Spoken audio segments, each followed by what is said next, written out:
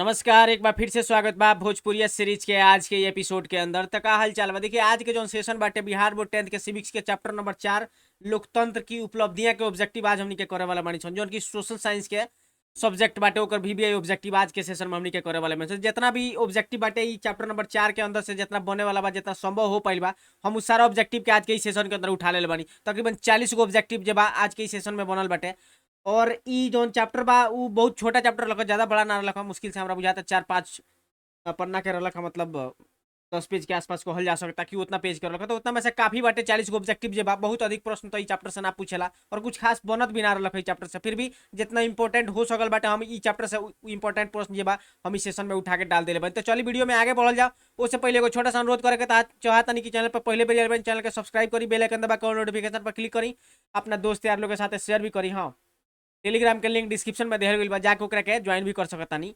तो चलिए पहिल का वीडियो में आगे बढ़ के पहिल का प्रश्न देखल जाओ कि कौन रोज सामने आ रहा है। तो पहिल का सवाल जब रोज सामने आ गई बात, निम्नलिखित में किस व्यवस्था में चुनाव नियमित रूप से होता है? तानाशाही में, लोकतांत्रिक में, गैर लोकतांत्रिक में, या इनमें से कोई नहीं? तो देखिए, नियमित चुनाव जो बा उ लोकतांत्रिक व्यवस्था में होखेला। तो ऑप्शन नंबर बी जे बा उ बिल्कुल सही जवाब हो जाए। जेकरा भी मन मस्तिष्क में चलत होके ओकर जवाब बिल्कुल सही बा। लोकतांत्रिक व्यवस्था में जे बा उ नियमित रूप से चुनाव होखेला, तानाशाही में तो होएला ना। आखिर ना। तो अगले का सवाल देखी, भारत में लोकतंत्र की सफलता के लिए सर्वप्रथम आवश्यक है जनता का शिक्षित होना, जनता का अशिक्षित होना, जनता के पास धन का होना, इनमें से कोई नहीं। तो देखिए, लोकतंत्र के सफल होके खातिर कौनो भी देश में जनता के जनवा के शिक्षित भइल और जनता में आस्था रखल एगो बहुत इंपॉर्टेंट महत्वपूर्ण जौन बा उ भूमिका होखेला कोनो भी लोकतंत्र के सफल होके खातिर। तो यहाँ जब ऑप्शन नंबर ए जब उ बिल्कुल सही जवाब हो जाइए। अगले का सवाल देखिए, लोकतंत्र, भारतीय लोकतंत्र एक सफल लोकतंत्र, विश्व का सबसे बड़ा लोकतंत्र, दोनों ये बी दोनों, या एक असफल लोकतंत्र? देखिए, भारतीय लोकतंत्र जौन बाटे उ तो एगो विश्व के सबसे बड़ा लोकतंत्र हइले हो, लेकिन ये एगो सफल लोकतंत्र भी एकरा के मानल जाला। तो ऑप्शन नंबर सी जे बा ए या बी उ बिल्कुल सही जवाब हो जाई। अगले का सवाल देखिए, लोकतांत्रिक सरकारों का आधार क्या है? बहुमत, अल्पमत, सैनिकवाद, पूंजीवाद? देखिए, लोकतांत्रिक सरकार के मूल आधार जे बा उ बहुमत होखेला। और कि ना कोनो सरकार जे बनेला उ बहुमते से बनेला। तो ऑप्शन नंबर ए जे बा उ बिल्कुल सही जवाब हो जाए। अगले का सवाल देखिए, इनमें से कौन सी एक बात लोकतांत्रिक व्यवस्था के अनुरूप नहीं है? कानून के समक्ष समानता, स्वतंत्र एवं निष्पक्ष चुनाव, उत्तरदायी शासन व्यवस्था, बहुसंख्यकों का शासन? देखी, जो एमएस है जो 4 गो स्टेटमेंट दिहल गइल बा, उमें से एगो कोनो स्टेटमेंट ऐसन का बा जो लोकतांत्रिक व्यवस्था के अनुरूप नहीं है। उ बाटे ऑप्शन नंबर डी, बहुसंख्यक के शासन। हो कि ना? तो ऑप्शन नंबर डी जब बिल्कुल सही जवाब हो जाई। काशी कानून के समक्ष समानता तो सब केहू के होखेला, स्वतंत्र एवं निष्पक्ष चुनाव तो होकबे करेला, होखही के चाही। जौन लोकतंत्र के जो शासन व्यवस्था होखेला उ का होखेला? जनता खातिर उत्तरदायी होखेला। तो ऑप्शन नंबर डी जब प्रश्न के उ बिल्कुल सही जवाब हो जाई। बहुसंख्यक के शासन जन बा लोकतांत्रिक व्यवस्था के अनुरूप नहीं है। अगले का सवाल देखिए, आज दुनिया के लगभग कितने देशों में लोकतंत्र किसी न किसी रूप में विद्यमान है? तो देखिए, तकरीबन 100 से अधिक जौन बा उ आज दुनिया में जब लोकतंत्र बा कोनो न कोनो माध्यम से जब विद्यमान बाटे। तो ऑप्शन नंबर बी जब बिल्कुल सही जवाब हो जाएगा। अगले का सवाल देखिए, भारत में लोकतंत्र का इतिहास कितने वर्षों का है? 40 वर्ष, 50 वर्ष, 60 से अधिक, या इनमें से कोई नहीं? तो देखिए, यहाँ जो भारत में जो लोकतांत्रिक व्यवस्था बाटे उस 60 वर्ष से अधिक के हो गए। तो ऑप्शन नंबर सी जब वो बिल्कुल सही जवाब हो जाएगा। अगले का सवाल देखिए, निम्नलिखित में कौन सी व्यवस्था उत्तरदायी एवं वैध है? तानाशाही, लोकतांत्रिक, निरंकुश, या इनमें से कोई नहीं? तो देखिए, एगो उत्तरदायी जो व्यवस्था होखेला उ लोकतांत्रिक व्यवस्था होखेला। तो ऑप्शन नंबर बी जे बा उ जेकरा मन मस्तिष्क में चलत होके ओकर जवाब बिल्कुल सही जवाब बाटे। अगले का सवाल देखिए, निम्न में कौन सा कदम लोकतांत्रिक सुधार का सूचक है? अशिक्षा, पंचायती राज, सामाजिक असमानता, या इनमें से कोई नहीं? देखिए, लोकतांत्रिक सुधार खातिर पंचायती राज जे बा एगो सूचक हो सकता। ऑप्शन नंबर बी जे बा उ बिल्कुल सही जवाब हो जाए। अगले का सवाल देखिए, लोकतंत्र होता है जनता के प्रति अनुत्तरदायी, गैर जवाबदेही, उत्तरदायी, या इनमें से कोई नहीं? देखिए, लोकतंत्र जो होखेला जनता खातिर का होखेला? जवाबदेही होखेला। कि ना? तो ऑप्शन नंबर सी जब वो बिल्कुल सही जवाब हो जाए। अगले का सवाल देखिए, भारतीय संविधान के बारे में इनमें से कौन सा कथन सही है? यह धर्म के आधार पर भेदभाव की मनाही करता है। बिल्कुल ठीक बात बा।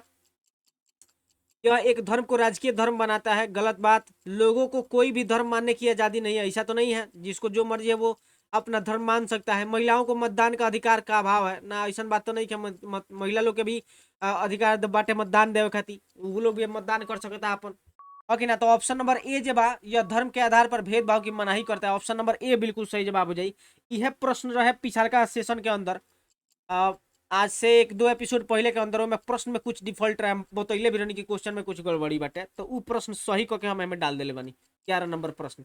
आखिर अगिल का सवाल देखिए 12 नंबर, निम्नलिखित लोकतंत्र से संबंधित निम्न कथनों में से कौन सा कथन सही नहीं है? व्यक्ति की गरिमा के मार्ग में अवरोध उत्पन्न करता है, सामाजिक संघर्षों को टालने संभालने का तरीका देता है, नागरिकों में समानता को बढ़ावा देता है, गलतियों को सुधारने की गुंजाइश होती है। कौन सा कथन सही नहीं है ओकरा के बताओ बा।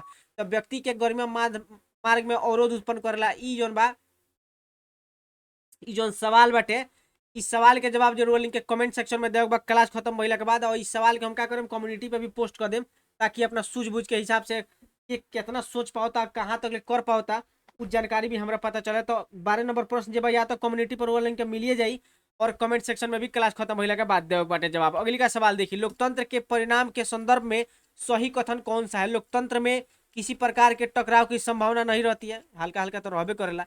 लोकतंत्र अपने नागरिकों के बीच आर्थिक असमानताएं खत्म करने में पूर्णतः असमर्थ है, पूर्णतः असमर्थ तो नहीं है। लोकतंत्र विविधताओं में सामंजस्य लाने में समर्थ है, गरीब देशों के विकास के लिए तानाशाही चाहिए। अच्छा, जो हमें बताओ बा कि लोकतंत्र के परिणाम के संदर्भ में कौन कथन सही बाटे, तो जल्दी जल्दी प्रश्न के एक बार फिर से रुआ पढ़ी और ओकर जवाब दी। तो देखी यहाँ जौन बा ऑप्शन नंबर सी, लोकतंत्र के विविधताओं में सामंजस्य लाने में समर्थ बाटे। ऑप्शन नंबर सी जे बा वो बिल्कुल सही जवाब हो जाए। अगली का सवाल देखी, लोकतांत्रिक शासन व्यवस्था के संदर्भ में कौन सा कथन सही है? लोकतांत्रिक शासन व्यवस्था के संदर्भ में बताओ बाटे, आर्थिक असमानता के अभाव बा, उ तो बढ़ले बाटे, हर जगह जगह मिल जाई। निर्णय लेने में देर परंतु सही निर्णय लेने की संभावना, ई तो बात बिल्कुल ठीक बाटे। लोगों के बीच टकराव के अभाव तो नहीं है, टकराव तो होते रहेला, लेकिन ओकरा के नियंत्रण करे के भी क्षमता बा। सामाजिक असमानता का अंत हो गई बा, इहो ऐसन को बात नहीं है। लेकिन ऑप्शन नंबर बी जे बा, निर्णय लेने में देर होगला, देखे नहीं बहुत सारे लोग 40-40 साल तक ले जेल में रहल बा, लेकिन ओकरा न्याय मिलल बा। लेकिन कबो कबो अति हो जाला देरी में, हाँ कि ना, तो ओकरा के न्याय संगत ना मानल जाला। तो जे बा ऑप्शन नंबर बी जे बा वो बिल्कुल सही हो जाए। निर्णय लेने में देर तो होगला, परंतु सही निर्णय लेवे के संभावना बहुत हद तक ले अधिक हो गया। तो ऑप्शन नंबर बी जे बा वो बिल्कुल सही जवाब हो जाए। कुछ दिन पहले ही एगो फैसला आई रहे कोनो देश के कि एगो आदमी के 43 साल तक ले बिना कोनो गलती के, बिना कोनो गुनाह के ओकरा के जेल में रखल गई, और जब पता चलल कि वो आदमी बेगुनाह बाटे तो ओकरा के छोड़ दिया गई, ओकरा के बहुत सारा धन राशि दिया गई। वो जना पूछे वाला ओकरा से पूछित कि बताई कि वो धन राशि के का करी, अपना जीवन के जौन बेशकीमती समय रहे ओकरा के 40 साल जेल के अंदर खटवा दिया गई, उहो ओ गलती खातिर जौन उ गलती कबो कोई ही ना रहे। तो ई प्रकार के जौन लोकतंत्र में बा कुछ कुछ मतलब कमी बाटे जौना के सुधारे के चाही, जौन बहुत अधिक ऊपर ध्यान देला के जरूरी बाटे कि ऐसन कोनो गलती ना हो पावे। देखिए कोनो भी साक्ष्य ऐसन का प्रस्तुत कर दे जाला कि के खिलाफ ओकरा का मतलब रोपित कइल जा सकता, एविडेंस के इम्प्लांट कइल जा सकता, ओसे लोग के का कइल जाता, बरगलावल जा सकता, कोर्ट के मतलब भटकावल जा सकता, ई सब चीज भी होकेला। त ई पर कोनो कोनो मतलब विशेष ई प्रकार के कोनो प्रावधान होके के चाहिए कि ऐसन का कोनो गलती ना होके। अगर ऐसन का कुछ होता तो ओकरो बारे में भी कुछ सोचे के चाहिए। अब मान लियो ओकरा के 40 साल बाद ओकरा पता चला कि उ बेगुनाह बा, ओकरा के छोड़ देल, कुछ पैसा दे देल गेल, अपन पूरा जिंदगी 40 साल से अधिक उ जेल के अंदर खट के समाप्त कर देलक। अब उ जिंदगी के का करी, बाकी से जिंदगी के का जी, है कि ना, एहू पर विचार करके आवश्यक बाटे। तो चली खैर 15 नंबर प्रश्न हुआ सामने बाटे, लोकतंत्र का मूल उद्देश्य क्या है? समूह का निर्णय, व्यक्तिगत आदर्श, व्यक्तिगत निर्णय, सामूहिक सहमति। देखिए लोकतंत्र के मूल्य उद्देश्य जौन बाटे उस सामूहिक सहमति बाटे। ऑप्शन नंबर डी जे बा उ बिल्कुल सही जवाब हो जाए। अगली का सवाल देखी, लोकतांत्रिक कहलाने में होता है गर्व, पंगु होने का अनुभव, हीन भावना का एहसास, इनमें से कोई नहीं। देखी कौनो देश के लोग जो नागरिक बाटे ओकरा लोकतांत्रिक कहलाए में बहुत गर्व महसूस हो गया। तो ऑप्शन नंबर ए जे बा उ बिल्कुल सही जवाब हो जाए। अगली का सवाल देखी, लोकतंत्र नागरिक को देता है समान अवसर, असमान अवसर, क्षणिक, या इनमें से कोई नहीं। तो देखी लोकतंत्र बा उ देश के जितना भी नागरिक बा उ चाहे कोनो भी वर्ग से होके, उ चाहे निम्न वर्ग से होके चाहे उच्च वर्ग से होके, सब केहू के समान अधिकार संविधान के तहत लोकतंत्र में मिलेला। हालांकि भले उ धरातल पर ना देखे के मिले वो अलग चीज बा, लेकिन संवैधानिक अधिकार लोग के मिलेला समान रूप से, है कि ना। तो ऑप्शन नंबर ए जे बा वो बिल्कुल सही जवाब हो जाता। अगली का सवाल देखिए, इनमें कौन तथ्य लोकतांत्रिक व्यवस्थाओं के अनुरूप नहीं है? स्वतंत्र एवं निष्पक्ष चुनाव होकर के चाहिए, कानून के समक्ष असमानता, ई तना होखेला। उत्तरदायी शासन व्यवस्था इहो होखेला, इनमें से कोई ना। तो देखी ऑप्शन नंबर बी जे बा कानून के समक्ष असमानता वाला जौन बा ई लोकतांत्रिक व्यवस्था के अनुरूप नहीं है। काहे कि कानून के साथे, कानून के सामने तो सब केहू का होखेला, बराबर होखेला। उ चाहे छोट होके चाहे बड़ होके। हम बार बार इहे बात कहत नहीं कि भले धरातल पर उ चीज देखे के ना मिलेला, अगर कोनो बड़ आदमी के कोनो गलती कर देवे, चाहे कोनो छोट आदमी गलती कर दे, छोट आदमी के पहले दबोच चल जाई, बड़ आदमी के बाद ओकर केस का होखेला टलात जाला, टलात जाला। हो कि ना। हालांकि ई जोन हमनी के संविधान के हिसाब से ई भले हमनी के अधिकार मिलल बा कानून व्यवस्था में कि सब केहू के समान अधिकार देवल के बा, समान रूप से ओकरा के देखल जाई।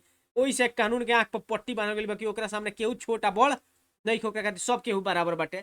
हालांकि खैर ठीक बा। तो जे ऑप्शन नंबर बी बा यहाँ कानून के समक्ष असमानता ई वाला जौन बा लोकतांत्रिक व्यवस्था के अनुरूप नहीं है। तो ऑप्शन नंबर बी जवाब बिल्कुल सही जवाब। अगले का सवाल देखी, लोकतंत्र करता है विभिन्नताओं का सम्मान, अपमान, निरादर या उपयुक्त में से सभी। देखिए लोकतंत्र जवाब विभिन्नता के का करेला, सम्मान करेला। तो ऑप्शन नंबर ए जवाब वो बिल्कुल सही जवाब हो जाएगा। अगले का सवाल देखी, भारतीय लोकतंत्र के प्रति लोगों की आस्था है, अनास्था है, अविश्वास है, या इनमें से कोई नहीं। देखिए भारतीय लोकतंत्र में लोग के का बा, आस्था बाटे, ओकरा अंदर विश्वास बाटे। तो ऑप्शन नंबर ए जे बा उ बिल्कुल सही जवाब हो जाएगा। अगले का सवाल देखिए, 15वीं लोकसभा का चुनाव कब हुआ था?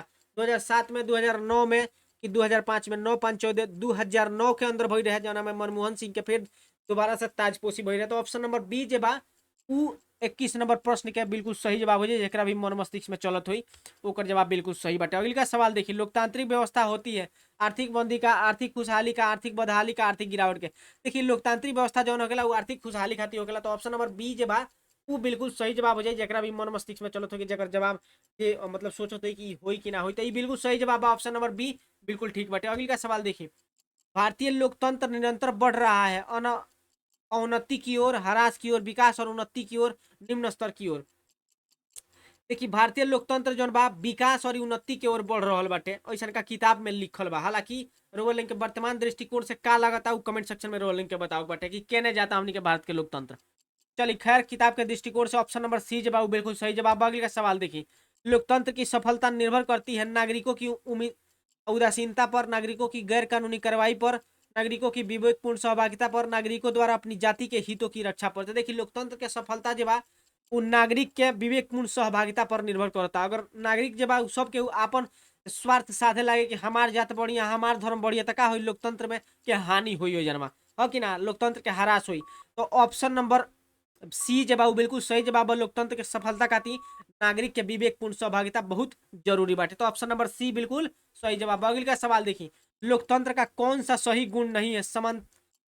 समानता का पोषक, व्यक्ति की गरिमा में वृद्धि, बहुसंख्यकों का शासन, विभिन्नताओं में सामंजस्यता की क्षमता।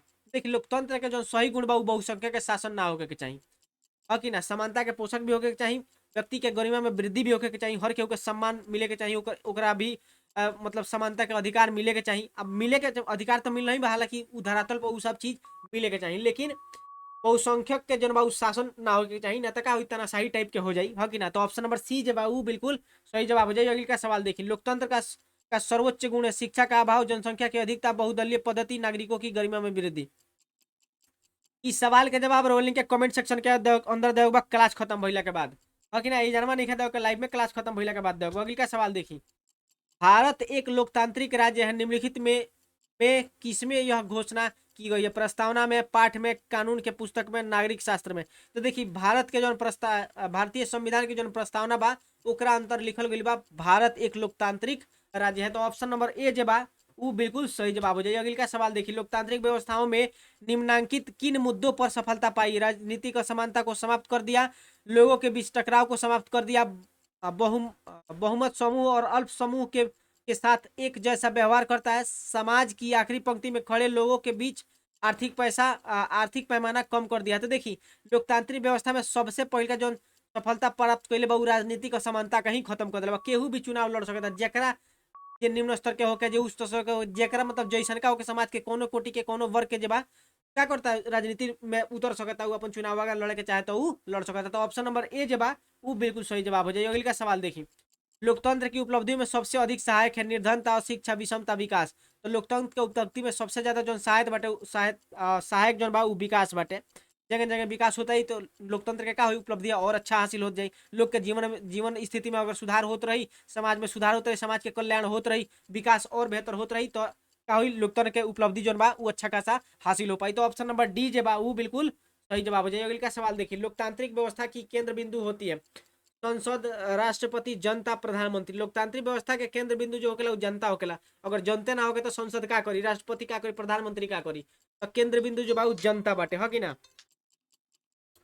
अगले का सवाल देखिए, लोकतंत्र की उपलब्धियों का सही मूल्यांकन किस प्रकार कर सकते हैं।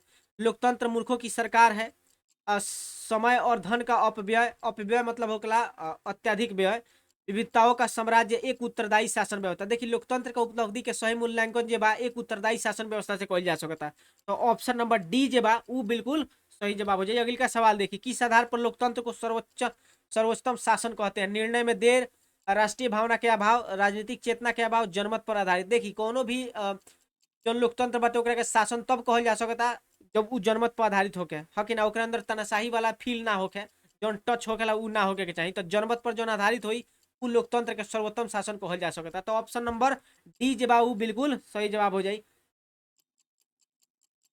भारत की प्रमुख सामाजिक समस्या क्या है। जातिवाद, भाषावाद, संप्रदायवाद या इनमें से सभी। तो देखिए भारत के प्रमुख जो सामाजिक समस्या बा उ सब बात है। जातिवाद पे भी लोग लड़ेला, भाषावाद पे भी लड़ेला, सांप्रदायिकता होता धर्म के लेकर के तो झगड़ा झंझट दंगा फसाद तो होबे कर रहा था। सब समस्या जब उ भारत के प्रमुख सामाजिक समस्या बाटे। ऑप्शन नंबर डी जवाब उ बिल्कुल सही जवाब। अगले का सवाल देखिए, लोकतंत्र के बारे में कौन सा कथन सत्य है। जनता के मध्य टकराव का अभाव, आर्थिक समानता का अभाव, निर्णय में देरी परंतु सर्वोच्च फैसले, सामाजिक असमानता का अंत। देखिए लोकतंत्र के बारे में एगो कथन सही बा कि निर्णय में देरी तो होखेला लेकिन फैसला के सर्वोच्च होखे के का कइल जा सकता।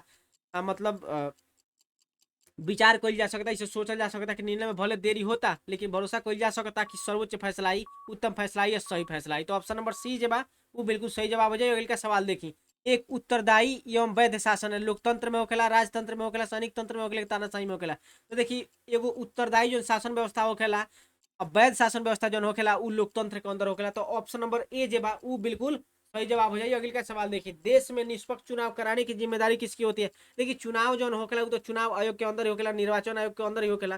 तो ऑप्शन नंबर सी जे बा उ बिल्कुल सही जवाब हो जाए। अगले का सवाल देखिए, किस प्रकार की शासन व्यवस्था में फैसला लेने में विलंब होता है। राजतंत्र में, लोकतंत्र में, तानाशाही में या इनमें से कोई नहीं। तो देखिए शासन व्यवस्था जो बा लोकतंत्र बा उ का होखेला फैसला लेने में विलंब होखेला। हालांकि चीज के मतलब भरोसा रहे लोग के भले देर आएम लेकिन दुरुस्त आएम लेकिन सही फैसला आई। तो ऑप्शन नंबर बी जे बा उ बिल्कुल सही जवाब हो जाए, हाँ कि ना। अगले का सवाल देखिए, निम्न में से कौन सी स्थिति लोकतंत्र की सफलता के लिए सबसे आवश्यक। मजबूत जनमत, निरक्षर नागरिक, मजबूत सेंसर बोर्ड, नियंत्रित मीडिया और प्रेस। देखिए एगो लोकतंत्र के स्थिति के एगो सबसे बेहतर बनावे खातिर, बेहतर होके खातिर मजबूत जनमत बहुत जरूरी होखेला, है कि ना। तो ऑप्शन नंबर ए जे बा उ बिल्कुल सही जवाब हो जाई। और हमनी के कर रहल बानी सन बिहार बोर्ड मैट्रिक परीक्षा 2024 खातिर सोशल साइंस के वीवीआई ऑब्जेक्टिव साइंस के जौन बा चैप्टर नंबर 4 सिविक्स के हमनी के सोशल साइंस के जौन सिविक्स बा ओकर चैप्टर नंबर हमनी के 4 कर रहल बानी सन। लोकतंत्र के उपलब्धियां जौना के नाम हो ओकर वीवीआई ऑब्जेक्टिव हमनी के कर रहल बानी सन। और इस सेशन के सेकंड लास्ट प्रश्न हुए, किस प्रकार की सरकार जनता के प्रति उत्तरदायी होती है। तानाशाही भी ना होखेला, राजशाही भी ना होखेला, गैर लोकतांत्रिक भी ना होखेला, लेकिन लोकतांत्रिक जौन बा उ जनता के प्रति का होखेला उत्तरदायी होखेला। ओकरा सवाल के जवाब देवे के पड़ला, काहे कि जनता जब अपन प्रतिनिधि चुन ले बा, वोट देले बा ओकरा के, हो कि ना, तो जवाबदेही सरकार के होखेला जनता के प्रति। तो ऑप्शन नंबर डी जे बा वो बिल्कुल सही जवाब बा। और इनका सवाल रोज सामने आ गइल बाटे, तानाशाही व्यवस्था के बारे में कौन सा कथन सही है। जनता जबरन संतुष्ट है, जनता की लोकतंत्र में रुचि नहीं है, ये अभी दोनों या इनमें से कोई नहीं। तो देखिए तानाशाही व्यवस्था में जौन बा जनता के जबरदस्ती खुश मनवावल जाला कि भाई सब चंगा बा, एकदम कोनो दिक्कत नहीं है। जौन की आज के दृष्टिकोण से अगर आज वर्तमान में देखल जाए तो का हो रहा बा उ सब केहू के पता बा, है कि ना। और जनता के लोकतंत्र में रुचि नहीं है, ऐसा का माहौल बना देहल जाला। तो ऑप्शन नंबर सी जे बा उ बिल्कुल सही जवाब हो जाए, ए एवं बी दोनों। और यही प्रश्न के साथ आज के सेशन के समाप्त कर रहल बानी। उम्मीद करता नहीं वीडियो पसंद आई होई। वीडियो पसंद आई तो वीडियो के लाइक करें, चैनल के सब्सक्राइब करें, बेल आइकन दबा के ऑल नोटिफिकेशन पर क्लिक करें, अपना दोस्त यार लोग के साथ वीडियो के शेयर भी करें ताकि जितना ज्यादा से ज्यादा लोग हो सके वो हमनी के साथ जुड़े, ताकि एग्जाम टाइम में और मजा से हमनी के प्रश्न के कोई जा सके। खैर और भी कोनो सुझाव वगैरह हो क्या, अगर कुछ और मतलब चाहता नहीं तो हमरे के बताई। और जहां तक एक बार हम बात कहले रहनी कि जो साइंस के जो मिसलेनियस वाला बा ऊपर हम काम करता नहीं, ताकि थोड़ा सा और बेहतर होकर के बनावल जा सके। कुछ क्वेश्चन बैंक्स वगैरह सभी उसके अंदर हम क्वेश्चन डाले के प्रयास कर रहा बानी। ताकि बेहतर से बेहतर सेशन हो सके, ज़्यादा से ज़्यादा ओकर लाभ रोलिंग के मिल सके। खैर ओकर खातिर चिंता करे के जरूरी नहीं कि हम ऊपर काम कर रहा बन, जल्दी उस सेशन रोलिंग के देखे के मिली। चलिए बहुत बहुत धन्यवाद सब केहू के, शुभ रात्रि। फिर मिले तनी हम अगली का एपिसोड में। रिवीजन जे बा उ निरंतर होत रहे के चाहिए। चलिए बहुत बहुत धन्यवाद।